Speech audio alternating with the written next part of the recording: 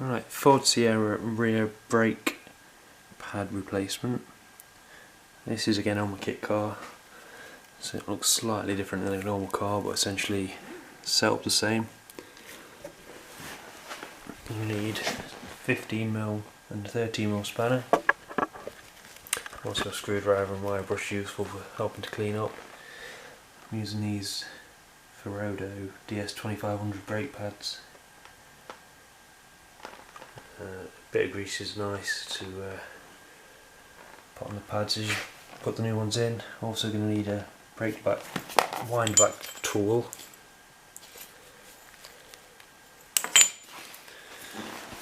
So you need to undo these 13mm bolts top and bottom. The 15mm holds the sliders as you undo the 13. So we have the caliper off. I'm going to be checking that these sliders are free to move in and out.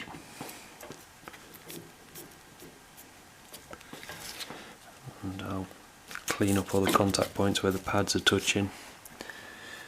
The wind back tool sits in here.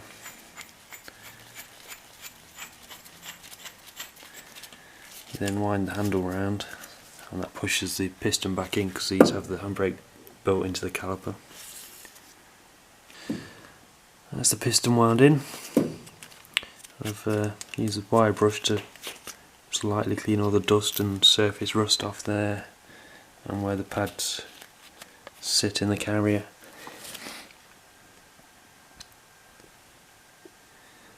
I've not filmed any of the bits using the tools because I can't hold the camera, and if you don't know that part of the job then I'd stay away from doing them. So before putting the pads in, I've just put a bit of this ceramic grease on the contact points and just helps them slide around a bit and not squeal too much. Also, before building up, I've took the slider pins out and put some grease on them so that they move nice and free in the carrier. That's just general grease, multi-purpose grease.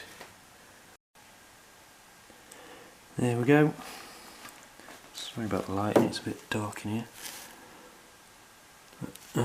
Yeah, you got to double check that you've got all your dust covers around them sliders properly. And I've got to check the two bolts are nice and tight. I don't know what the torque figure is, but that's it. Ford Sierra rear caliper brake pads replaced. It's just a case of pumping the brake pedal,